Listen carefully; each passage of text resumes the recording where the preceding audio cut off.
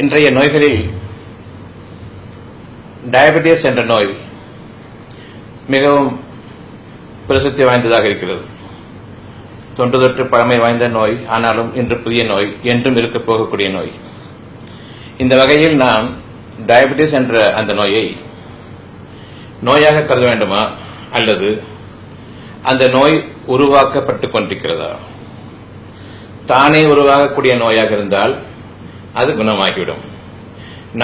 எனக்கு நானே உருவாக்கிக் கொள்ளக்கூடிய நோயாக இருந்தால் ஒருபோதும் குணமாகாது. இது இன்றைய சூழ்நிலையில் உங்களுக்கு பொருத்தமாக இருக்கிறதா? சிறுநீர்களை பார்க்கறாங்க, சுகர் அங்க இருக்கு. உதாரணமாக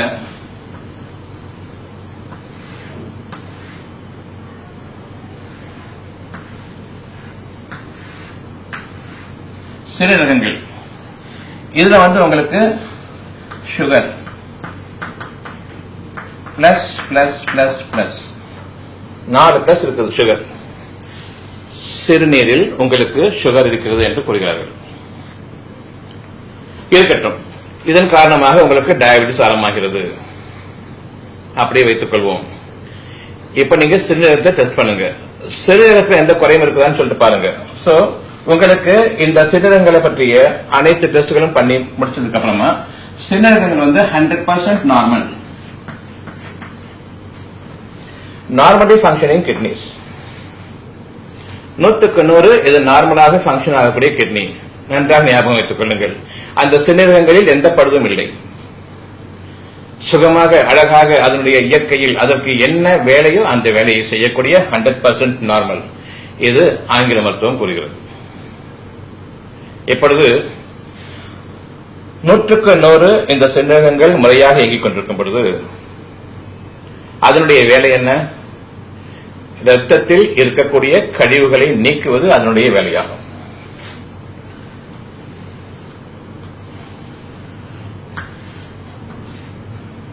இரத்தத்தில் இருக்கக்கூடிய கழிவுகளை நீக்குவது அதனுடைய வேலையாகும். இந்த இரத்தத்தில் உள்ள கழிவுகளை 100க்கு 100 சரியான விதத்தில் எது நமக்கு பொருத்தமில்லையோ, நம்முடைய உடலுக்கு கேடானதோ அதனை சிறுநீரகமானது பிரித்தறிந்து நீக்குகின்றது. எனவே 100% நார்மலாக இருக்கக்கூடிய நிலையில் சிறுநீரகங்கள் இரத்தத்தில் இருக்கக்கூடிய கழிவுகளை வெளியேற்றுகின்றது. இவ்விதமாக நாம் பார்க்கும் பொழுது இந்த சுகர் சிறுநீரகங்கள் முறையாக இயங்கிக் கொண்டிருக்கும் பொழுது எந்த பழுதும் இல்லாத நிலையில் 100க்கு 100 அழகாக இயங்கிக் கொண்டிருக்கிற நிலையில் அது வெளியேற்றக்கூடியது கழிவா அல்லது உணவு சத்தா? இவர்கள் கூறுவது இது உணவு சத்து, சுகர். ஆனால் சிறுநீரகங்கள் நல்ல முறையில் இயங்கிக் கொண்டிருக்கும் பொழுது அது வெளியேற்றுவது கழிவு. இந்த இரண்டில் உங்களுடைய பொது அறிவு என்ன கூறுகிறது? பொது அறிவு இல்லை என்றால் மருத்துவம் இல்லை, அதை நீங்கள் உணர வேண்டும். உங்களுக்குள் மருத்துவ குணம் இருக்கின்றது, அதனை நீங்கள் பாதுகாக்கவில்லை என்றால் எப்படித்தான் மருத்துவர்களிடம் போய் சேருவீர்கள்? இனிதான் 10 வருடங்களுக்கு பிறகு 15 வருடங்களுக்கு பிறகு இவர்கள் எப்பொழுது மருந்து கொடுக்க ஆரம்பிக்கிறார்களோ அப்பொழுதுதான் உங்களுக்கு சிறுநீரகங்களின் பாதிப்பு உருவாக ஆரம்பிக்கிறது. இந்த சுகர் கெட்டதா நல்லதா? நல்ல சுகரா கெட்ட சுகரா? கழிவா அல்லது உணவு சத்தா? சிறுநீரகங்கள் முறையாக இயங்கிக் கொண்டிருக்கும் பொழுது அது வெளியேற்றுவது கழிவா அல்லது அது உணவு சத்தா? சுகர் நீங்க சொல்லக்கூடாது, அது கழிவு, கெட்டுப்போன சுகர். அப்படி என்றால் கெட்டுப்போன சுகர், நல்ல சுகர், இந்த இரண்டுக்கும் அவர்கள் வித்தியாசம் பார்க்க வேண்டும். ஆங்கில மருத்துவத்தில் இதனை பார்க்க வழியில்லை. அது ஒரு கெட்டுப்போன மருத்துவம், அறிவு அற்றுப்போன மருத்துவம், பொது அறிவு இல்லாத மருத்துவம். வீணாக அவை ஒவ்வொரு உறுப்பையும் சோதனை கருவிகளை கொண்டு பார்ப்பதன் காரணமாக சொந்த அறிவை இழந்துவிட்டது. ஆங்கிலேயர் பொதுவாகவே பொது சுகமற்றவர்கள், பொது நலமற்றவர்கள், பொது அறிவு அற்றவர்கள். எந்த விதமான அந்த பொது அறிவும் அவர்களுக்கு வேலை செய்யாத நிலையில் அவர்கள் சோதனை கருவிகளை நம்பிக்கை கொண்டிருக்கிறார்கள். ஆனால் தங்களுடைய சுய அறிவை விட்டுவிட்டார்கள். எதற்கெடுத்தாலும் டெஸ்ட், லேபரட்டரி டெஸ்ட். அந்த டெஸ்டோ உபகரணங்களோ அதற்கு மூளையும் கிடையாது, அறிவும் கிடையாது, சொன்னதை செய்யும், அவ்வளவுதான். உங்களுடைய அறிவை அதற்கு போதித்தீர்கள், அந்த அறிவை அது கற்கின்றது. இதை தவிர அந்த இன்ஸ்ட்ருமெண்ட்ஸ்க்கு வேலை கிடையாது. இப்ப எனக்கு தேவையானது குவாலிட்டி, சுகருடைய குவாலிட்டி தவறாக இருக்கின்றது. சுகருடைய குவாலிட்டி நல்ல நிலையில் இருக்குமானால் நிச்சயமாக அது நல்ல சுகர் கெட்ட சுகர் என்று பிரித்தெரிவிக்கும். இங்கோ இந்த உபகரணங்களை கொண்டு சுகருடைய அளவு என்ன என்பதைத்தான் பார்க்கிறது. இந்த அளவு முக்கியமல்ல, கெட்ட சுகர் நீக்கப்பட்டிருக்கின்றது. அப்படி என்றால் இந்த கெட்ட சுகர் இருதயத்தில், அதாவது இரத்த ஓட்டத்தில் கலந்திருக்கின்றது.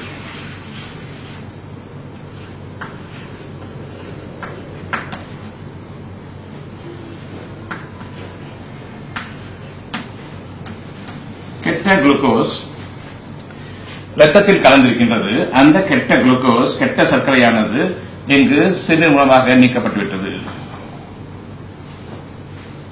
இது நன்மையான ஒரு செயல்படா, கெட்ட செயல்படா? நன்மையானது. இதனை இவர்கள் தீமை என்கிறார்கள், இதனை இவர்கள் நோய் என்கிறார்கள். பிறகு எப்படி நோய் நீங்கும்? நோய் இல்லாத ஒன்றை, சுகமான இயக்கங்கள் இருக்கக்கூடிய ஒன்றை இவர்கள் நோய் என்று கூறினால் அந்த நோய் இல்லாத நிலையில் எப்படி இவர்கள் நோயை நீக்குவார்கள்? இதற்கு டயபெட்டிக் சிறப்பு மருத்துவர்கள் கூறுவது என்ன? சிறுநீரகங்கள் நியாயமாக இயங்கிக் கொண்டிருக்கின்றன, தன்னுடைய வேலையை, தன்னுடைய கடமையை முழுமையாக செய்து கொண்டிருக்கின்றது, ரத்தத்தில் இருக்கக்கூடிய அசுத்தத்தை நீக்குகின்றது. இங்கு சிறுநீரகங்கள் முழுமையாக இயங்கிக் கொண்டிருக்கிற நிலையில் சிறுநீரில் உங்களுக்கு சுகர் இருக்குமானால் அது உடலுக்கு ஒவ்வாதது, உடலுக்கு கேடானது. இன்னும் தெளிவாக சொல்ல வேண்டும் என்றால் அவை நச்சு சக்தியை கொண்டவை. இந்த சுகர் நச்சு சக்தியை கொண்டதாக இருக்கின்றது. இதனை நாம் வெளியேற்ற வேண்டுமே தவிர, அது வெளியேறும் பொழுது அதனை நாம் அனுமதிக்க வேண்டுமே தவிர, அதை தடைப்படுத்தி இந்த சுகர், இந்த சர்க்கரையை உடல் உறுப்புகள் உபயோகிக்கும்படி செய்யக்கூடாது. என்னுடைய சக்தியானது இந்த சுகரிலிருந்து கிடைக்கிறது. என்னுடைய செரிமானத்தினுடைய இறுதி விளைவாக எனக்கு கிடைக்கக்கூடிய அந்த குளுக்கோஸ், அதுதான் எரிபொருள்.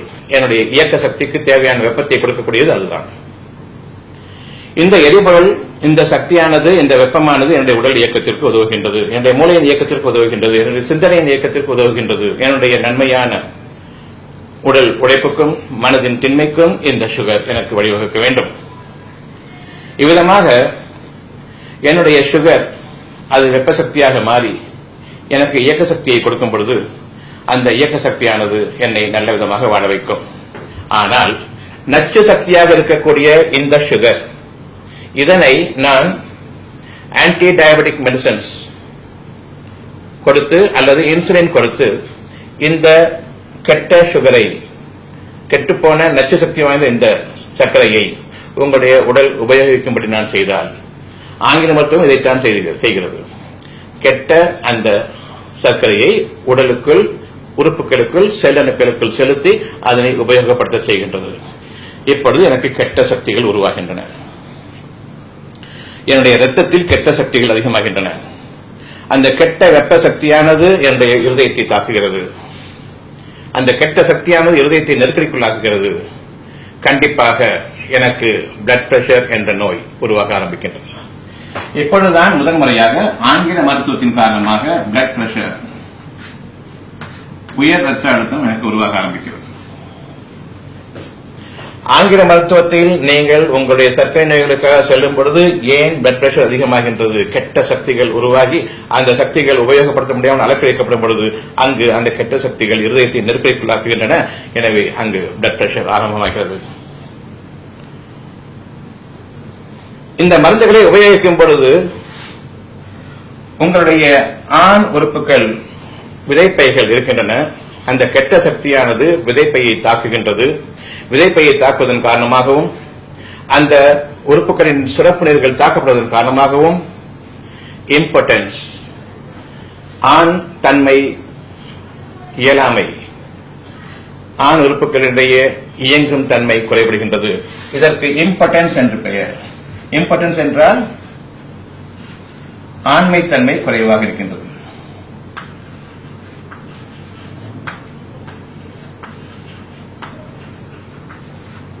ஆண் தன்மை குறைபாடு. ஏனென்றால் நல்ல சக்தி இல்லை, கெட்ட சக்தியாக மாறுகின்றது. இவ்விதமாக கெட்ட சக்தியாக மாறும்பொழுதுதான் உரிய அந்த உணர்ச்சிகள், உணர்வுகளானது உணர்ச்சிகளாக மாறி அதற்கு பலவிதமான தூண்டுதல் தேவைப்படுகின்றது. குடும்ப உறவை நான் வைத்துக் கொள்வதற்காக சீர்கெட்ட உறவு முறைகளை கொண்டு என்னுடைய சீர்கெட்ட இந்த கெட்ட சக்தியின் மூலமாக என்னுடைய நல்ல உணர்வுகள் கெட்ட உணர்ச்சிகளாக மாறி பலவிதமான பால் உணர்ச்சிகளின் தூண்டுதலுக்கு என்னை இலக்காக்கி பிறகுதான் ஓரளவுக்காவது நான் என் குடும்ப உறவில் ஈடுபட முடியும். அங்கும் கெட்ட சக்தியை பரவுகின்றது. ஒரு மனிதன் காரணமாக இன்னொரு மனிதனுக்கு உடலுறவில் ஆணிலிருந்து பெண்ணுக்கு தன்னுடைய கெட்ட சக்தி அவர்களுக்கு பரவுகின்றது. எனவே ஒட்டுமொத்தமாக மூளையினுடைய இயக்கமும் மனதினுடைய சுகாதாரமும் கிடைக்கின்றது. வெறும் உடல் உறுப்புகளின் வழியில் நாம் பார்த்துக் கொண்டிருக்கின்றோம். இது எந்த அளவுக்கு உங்களுடைய மனநிலையை சீரழிக்கிறது. இதன் காரணமாக குடும்பத்தில் சச்சரவுகள், பிளவுகள். இந்த சுகர் உபயோகப்படுத்தப்படக்கூடாது. இவ்விதமாக உபயோகப்படுத்தினால் இருதயத்தில் உங்களுக்கு பிளட் பிரஷர் அதிகமாகி அந்த கெட்ட சக்தியின் காரணமாக இருதய நோய்கள் உருவாவதற்கு ஏதுவாகின்றது. சக்தி நாளங்கள் அடைபடுகின்றன. இருதயத்துக்கு செல்லக்கூடிய இரத்த நாளங்கள் பாழாகின்றன. ஒவ்வொரு உறுப்புக்கும் செல்லக்கூடிய இரத்த நாளங்கள் பாழாகின்றன. இரத்த நாளங்களுடைய சுவர்கள், அந்த சுவர்கள் இருக்கக்கூடிய அந்த செல்கள், அந்த செல்களுக்கு போகக்கூடிய கெட்ட சக்தி. இந்த சுகரை உங்களுடைய ஆன்டி டயபெட்டிக் மெடிசன்ஸ், கிளைனேஸ் போன்ற, டயனில் போன்ற பல மெடிசன்ஸ் நீங்க கேள்விப்பட்டிருப்பீங்க. இது எல்லாத்துக்கும் கடையிலையும் வைக்கீங்க. எல்லாத்துக்கும் தெரியும். பச்சை குழந்தை கூட தெரியும். ஏன்னா எல்லாருக்குமே இந்த டயபெட்டிஸ் இருக்குது. இன்னைக்கு இந்த மருந்தை உபயோகிக்கும் பொழுது கெட்ட சக்தியானது உங்களுடைய உடலுக்குள் பாய்ச்சப்படுகின்றது. எப்படி என்றால், ஒரு பேதி ஏற்படுகிறது. அந்த பேதி என்பது உணவில் உள்ள நச்சுத்தன்மையின் காரணமாக அல்லது உணவு கெட்டுவிட்டதன் காரணமாக என்னுடைய குடல்கள் முதலில் கெடுகின்றன.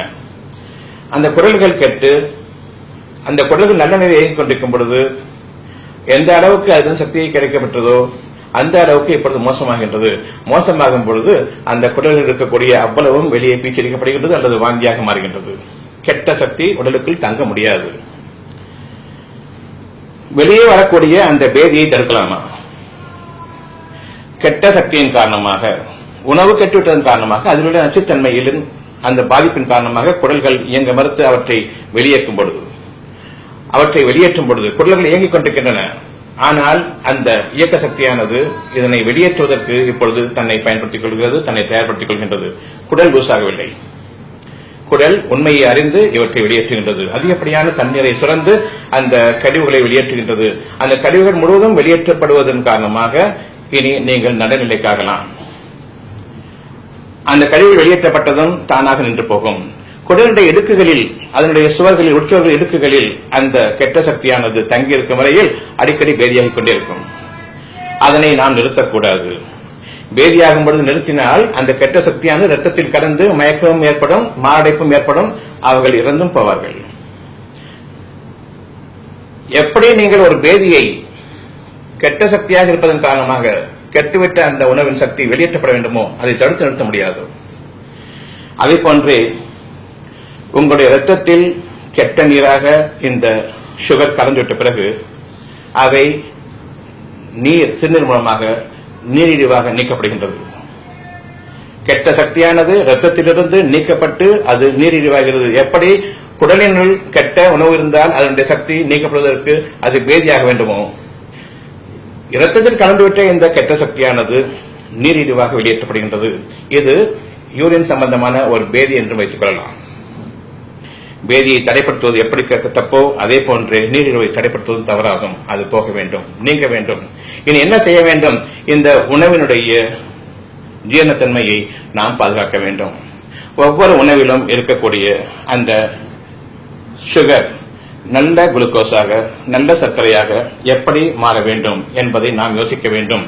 இதனுடைய அடிப்படையில் தான் இந்த வகுப்பு அமைகிறது. நான் உங்களுக்கு இருதயத்தில் என்ன நடக்கிறது, அதே சமயத்தில் வளர்ந்துவிட்ட ஆண்களுக்கு ஆண்மைத்தன்மை ஏன் குறைகின்றது, பெண்களுக்கு பெண்மைத்தன்மை குறையும். இந்த இரண்டிலிருந்து உங்களை பாதுகாத்துக் கொள்ள முடியாது.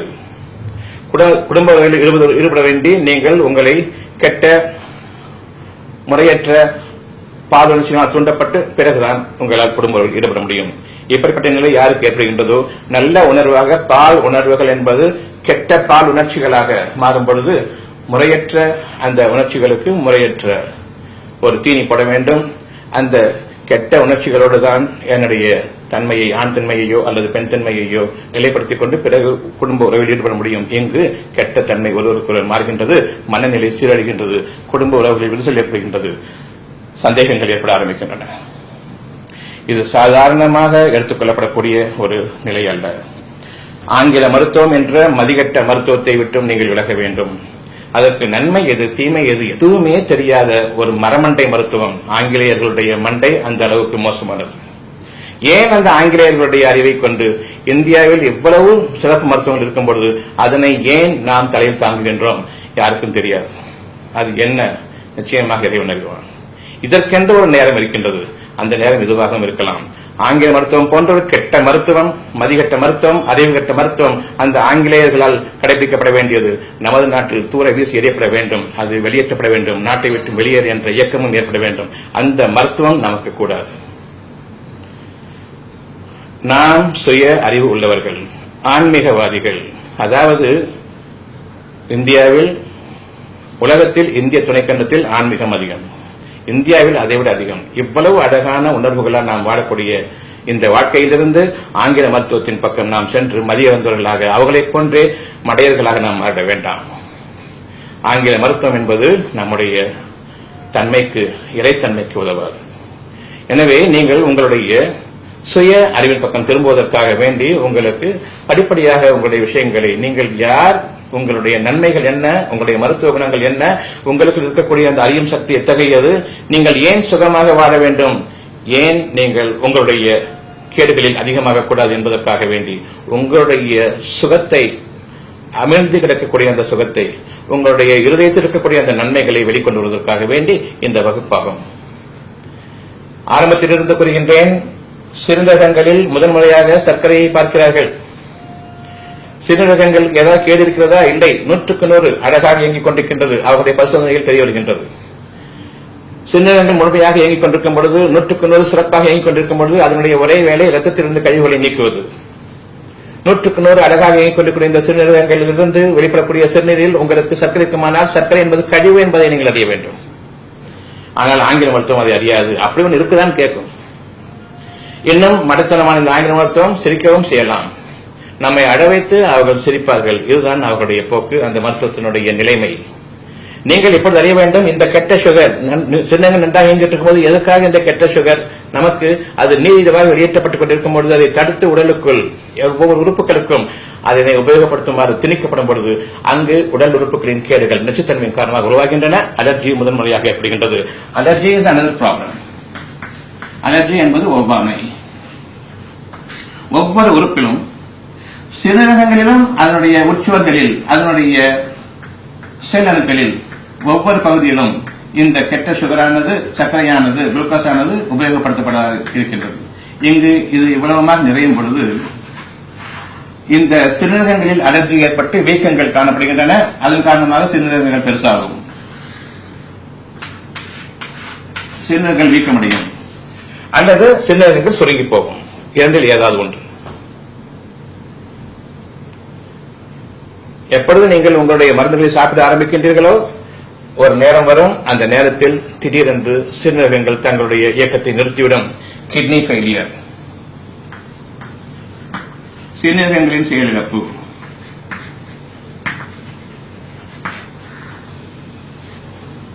எவ்வளவு கேடுகள் ஒன்றன் பின் ஒன்றாக. ஏன் இந்த சர்க்கரையை, கெட்ட சர்க்கரையை உபயோகப்படுத்தும்படி உங்களுடைய டயபெட்டிக் ஸ்பெஷலிஸ்ட் இதையெல்லாம் importance, heart failure, BP, kidney failure, allergy, உடம்பு பூராவும் இவை அனைத்தையும் உருவாக்கக்கூடிய உங்களுடைய டயபெட்டிக் ஸ்பெஷலிஸ்ட் இதற்கு என்ன பதில் சொல்வார்கள்?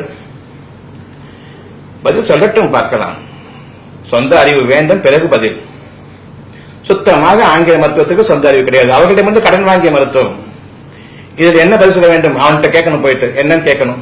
அவர் யூகேல இருந்து ஒரு வளர்வாரு, உடனே இங்க கேட்கிறார். தனக்கு சொந்தமா எதுவும் கிடையாது. தான் உபயோகப்படுத்தும், தன்னுடைய அறிவை உபயோகப்படுத்தும், என்ன ஏதுன்னு பார்ப்போம், ஒண்ணும் கிடையாது. அவன் சொல்ல அப்படியே அடிமை, பக்கா அடிமை. ஆங்கில மருத்துவத்தை பேணக்கூடிய, பின்பற்றக்கூடிய, அதனை ஒரு மருத்துவமாக தொழிலாக பார்க்கக்கூடிய இங்கு இருக்கக்கூடிய மருத்துவர்கள் பக்கா அடிமைகள். ஒரு வார்த்தை அவர்களுக்கு எதிராக பேச மாட்டார்கள். தவறு என்று சொல்ற நடுங்கி போவார்கள். மாஸ்டர்ஸ் அவங்க தான் அடிமையாக இருப்பதன் காரணமாக அவ்வளவு பயபக்தி ஆங்கில மருத்துவத்தில்.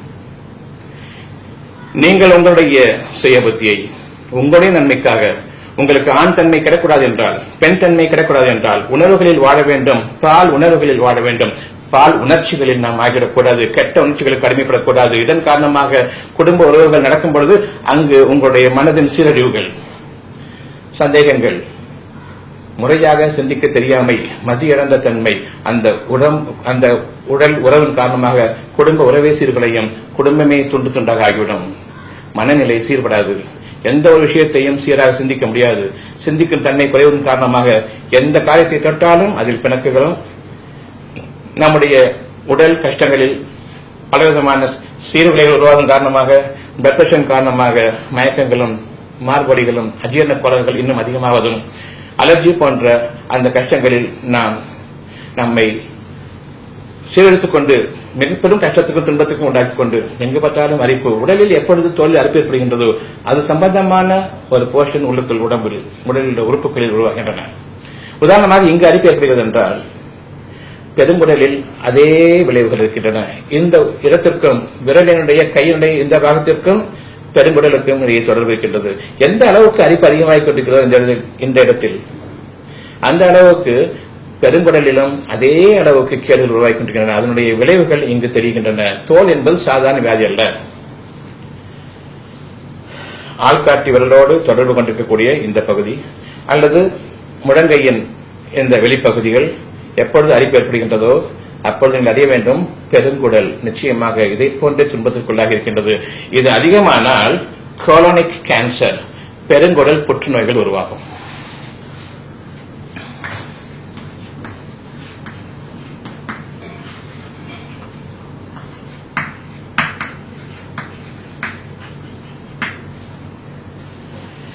இதை பற்றி விளக்கமாக பிறகு கூற இருக்கின்றேன்.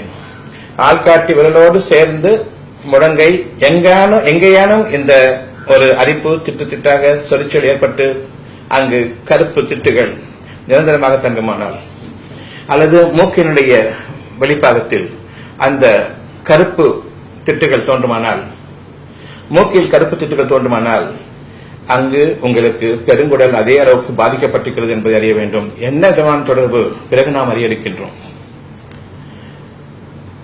இந்த மூக்கில் ஏற்படக்கூடியதும் அந்த பிளாக் ஹெட்ஸ் ரிமூவ் பண்றதுக்காகவும் இவர்கள் மருந்துகளை கொடுக்கின்றார்கள். பிளாஸ்டர் போட்டு ஒரு பிளாக் ஹெட்ஸ் வெளியே வந்துடுச்சு, திரும்பவும் உருவாகுது. இங்கு அரிப்புகள் களிம்புகளை போட்டு முடிக்கின்றார்கள். அது உடலுடைய உட்புறத்தில் இருக்கக்கூடிய அந்த பெருங்குடலில் மிக பெரும் பாதிப்பை ஏற்படுத்துகின்றது. இந்த விதமாக பாதிப்பு ஏற்படும் பொழுதுதான் உங்களுக்கு பெருங்குடல் புற்றுநோய். இப்பொழுது ஆங்கிலேயர்களிடமும் அமெரிக்கர்களிடமும் பெருங்குடல் புற்றுநோய் பரவலாக இருக்கின்றது. நமது நாட்டு நோயாளிகளிடம் இது பரவிவிட்டது. காரணம் ஆங்கில மருத்துவம். இதற்கும் தோன்ற இந்த பகுதிக்கும் உடல் உறுப்புகளுக்கும் என்ன சம்பந்தம் என்பதை விரைவில் நான் உங்களுக்கு அறிவிக்க இருக்கின்றேன். அதாவது நான் அறிவித்திருந்தேன் உங்களுக்காக அக்குபங்க்சர் வகுப்பு மே மாதம் உங்களுக்காக அவ்வளவு பேருக்கும் இலவசமாக நான் கற்றுக் கொடுக்கின்றேன் என்பதை அறிவித்திருந்தேன். ஆனால் 10,000க்கும் அதிகமாக திரண்டுவிட்டதன் காரணமாக சமாளிக்க முடியாது. ஒருபோதும் லட்சமாக மாறிவிட்டாலும் அதற்கு ஒன்றும் செய்ய முடியாது நிலை. யாருக்கும் ஒழுங்காக நான் கற்றுக் கொடுக்க முடியாது. என்ன வழி? ஒரே வழி, உங்கள் முன்பாக உங்களுடைய வீடுகளில் டிவியில் உங்களுக்காக கற்றுக் கொடுக்க இருக்கின்றேன். மிக சமீபத்தில் நடக்க இருக்கின்றது. எனவே நீங்கள் யாரும் கவலைப்பட வேண்டிய அவசியம் இல்லை.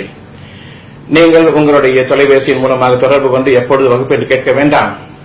லட்சம் பேர் திரண்டு விட்டார்கள், சொல்லிக் கொடுக்க முடியாது, இடம் தாங்காது. எனவே உங்களுடைய வீடுகளில் உங்களுக்கு சொல்லிக் கொடுப்பதற்காக இருக்கின்றேன். ஒவ்வொரு தோலினுடைய ஒவ்வொரு பகுதிக்கும் உடலினுடைய எந்த உறுப்பு பாதிக்கப்பட்டிருக்கிறது என்பதை நீங்கள் அறிய வேண்டும். தோல் வியாதி அல்ல. தோல் மருத்துவ நிபுணர் ஒன்றுமே தெரியாது. ஒரு அணுவள வேலம் அவர்களால், தோல் சிறப்பு மருத்துவ நிபுணர்களால் தோல் வியாதியை குணப்படுத்த முடியாது.